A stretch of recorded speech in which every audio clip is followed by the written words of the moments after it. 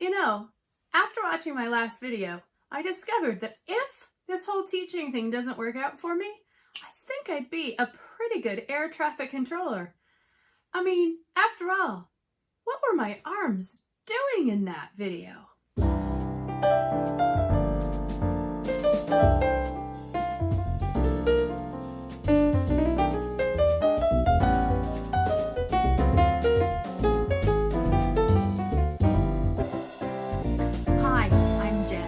Welcome to So Much Yarn, a podcast about my adventures and often misadventures in quilting, sewing, and knitting. First, I would like to thank all of you for your warm response to my first episode. Thank you to those who watched it, liked it, commented, and even who subscribed to it. I cannot even tell you how thrilled I was to get that response. I was just over the moon if one person watched it and one person, but to have as many, I just really thank you from the bottom of my heart that you would take a chance and view. So my original intent was that every 2 weeks I would podcast. And then June happened. And June for a teacher is insane. And this June, there are no words for this June. But I am very pleased to say that as of a few moments ago, I finished my last report card and I will be celebrating tonight. The other reason I held off is because truthfully, my heart just wasn't into it. With everything happening, I just couldn't bring myself to do it. So I decided to wait a week. Instead, I used the time to read, to listen, to have conversations with folks about what was happening and what were options that I had to try to help and make things better. I had great conversations with my daughter. I had great conversations with my students to see what we could do to make this better and to make sure they never had those same feelings.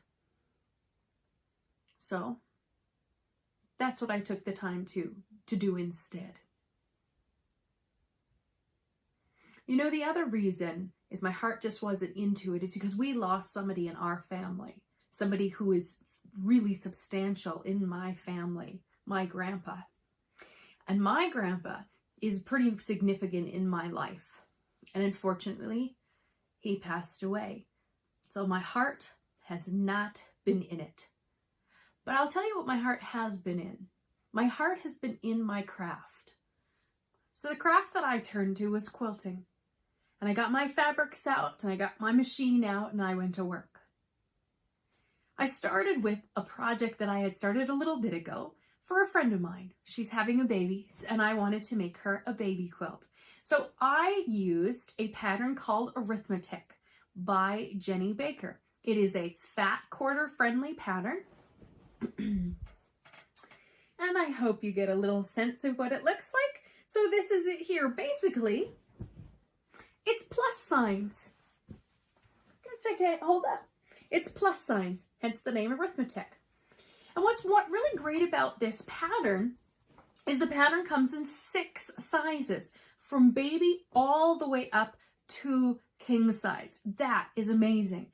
And it also gives you some amazing options as well.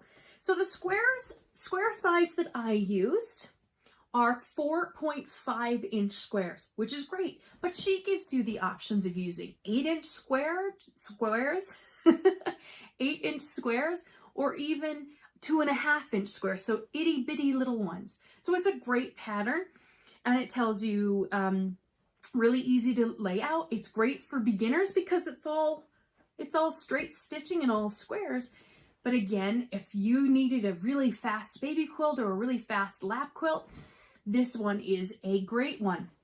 Now the fabrics here are a mix of fabrics. They are, what it started actually out for me was some 1/2 meter cuts that I made into fat quarters. And I really liked this kind of color palette. So it's what I ended up using. Now, just a note on my fat quarters, I don't pre-wash them because often in patterns, they want you to use pretty much the full amount. And if you pre-wash them, you're going to lose about 10% of that size. When I stitch my quilt together, I use a cotton thread. I prefer that one to a polyester. And for this one, I'm going to just fold this up really quickly here. Sorry for this. Okay, let's see. Yeah, we'll see if we can show this here. So here, the quilting, which is that top stitching, I used just a walking foot. So a walking foot is a foot that looks just like this. And the walking foot, what it does is it has these feed dogs on the top. So it feeds fabric in evenly from the top. And then you've got your feed dogs on your machine on the bottom. So you've got even, so it doesn't pucker on your fabric. So basically what I've done is I've just fed it through and I just shimmied my fabric along to give this kind of wave look. So it kind of gives you the look of a free motion quilting, but with the ease of just doing it on a straight machine, especially if you're not comfortable with that. So it's a great way to do it. Now, I personally love using dark borders, or dark binding. So that's this polka dot fabric here. I use the dark binding for my quilts. I just find like it adds a frame to them, which is why I often do that.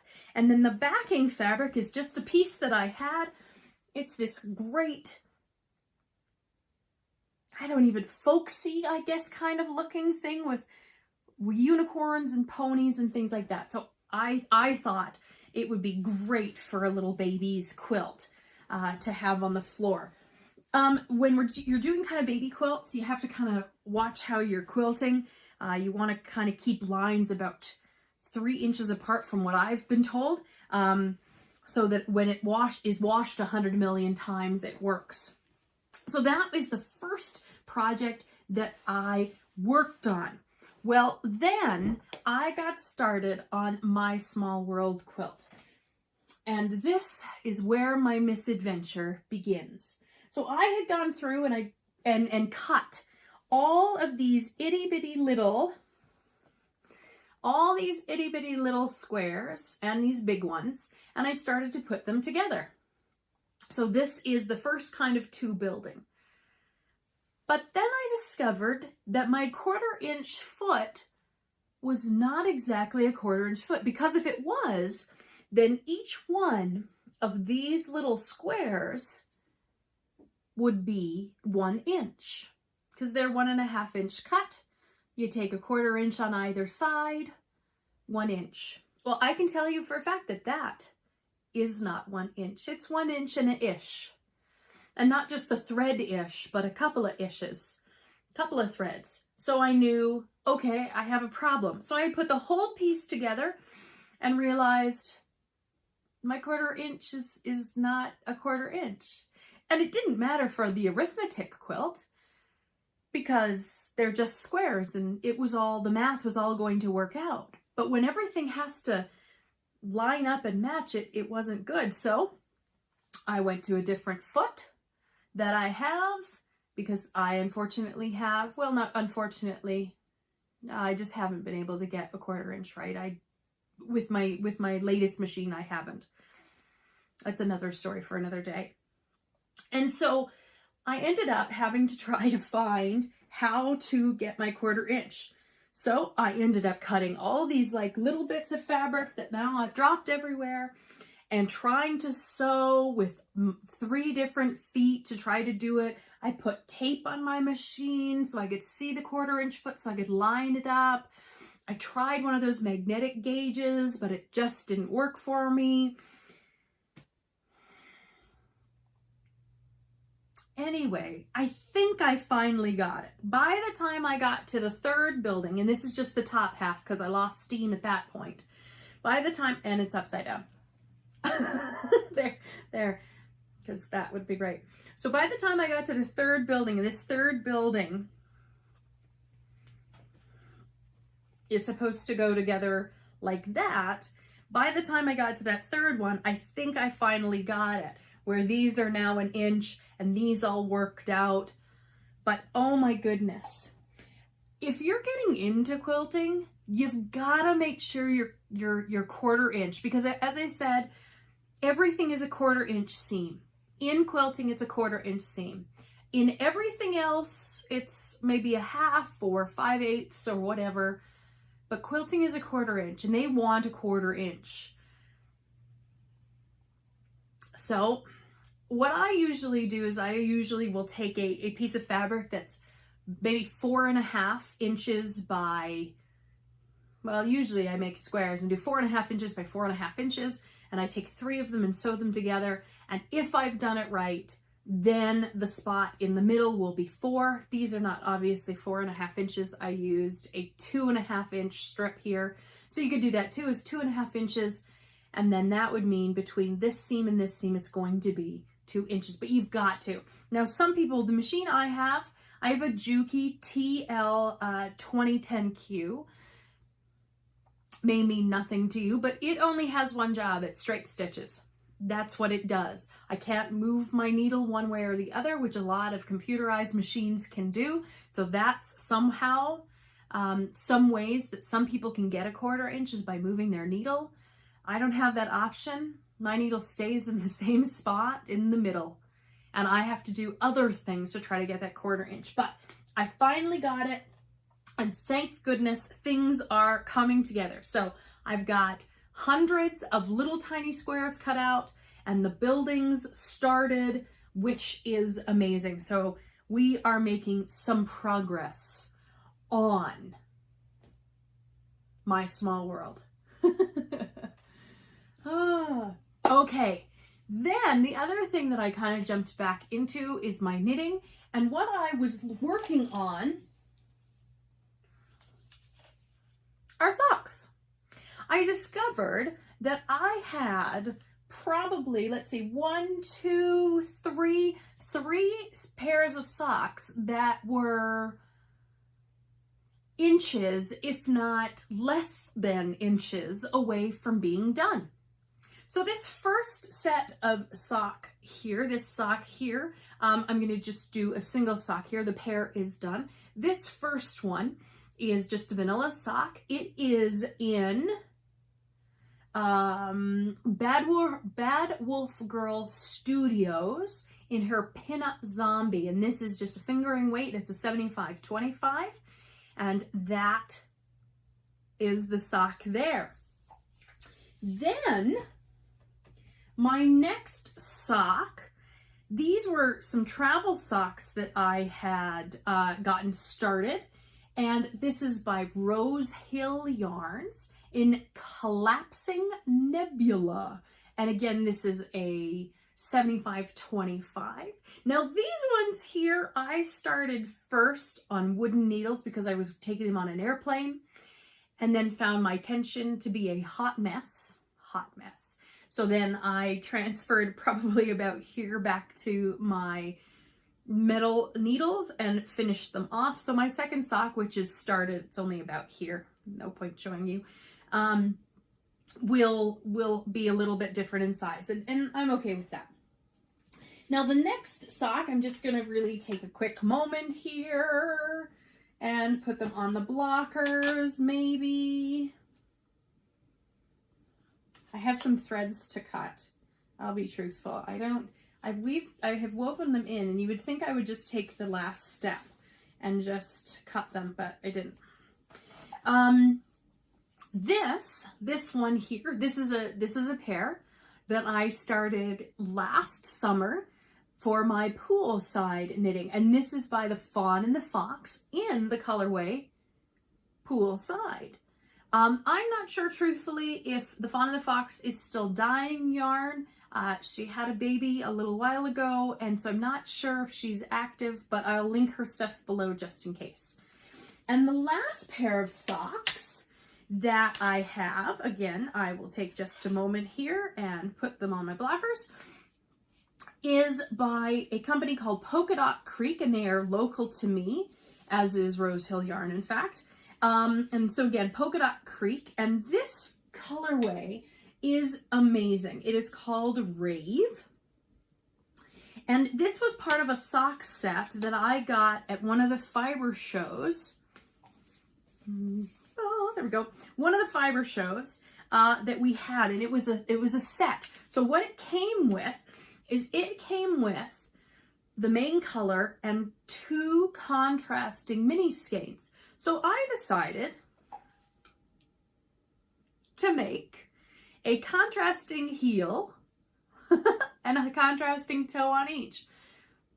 I just thought the color was too fun not to. And this again is in her 75-25 fingering base. And I have quite a few sets from Polka Dot Creek, and they are great fun to work with. Now, for those of you who are curious, I knit my socks. I have a formula for mine. I use a 2.25 millimeter needle. I magic loop them. I cast on 60 stitches. Typically, I will do 15 rounds of a cuff, about 4 inches before I do the fish lips kiss heel. And then I have a length of about 6 inches for my main foot. And then I will do a rounded toe for there, and then Kitchener it together. So I am a top-down sock knitter. So those are my socks. And as I said, I have my second sock for the collapsing nebula on the needles right now. I take it as my appointment knitting and things like that. So that is where that is. I also made some amazing progress on my Kaylet crop from Pip and Pin. In fact, I bound off the ribbing at the bottom yesterday evening. I apparently have fluff in it. So there it is there. So I have a little marker here to let me know that that's supposed to be a certain length when I block it.